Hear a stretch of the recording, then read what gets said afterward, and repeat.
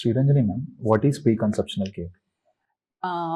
ఒక ఇంట్లో ఒక పెళ్ళో లేదా ఫంక్షన్ చేస్తేనే కనీసం 3 నెలల నుంచి 6 నెలలు ప్లాన్ చేస్తాం. Right.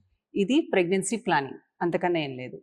అంటే ఎప్పుడైతే వైఫ్ అండ్ హస్బెండ్ ఇద్దరు డిసైడ్ అయ్యి ప్రెగ్నెన్సీ కావాలనుకుంటున్నారో అప్పుడు ఇద్దరు కలిసి డాక్టర్ని కన్సల్ట్ అవ్వాలి. Right.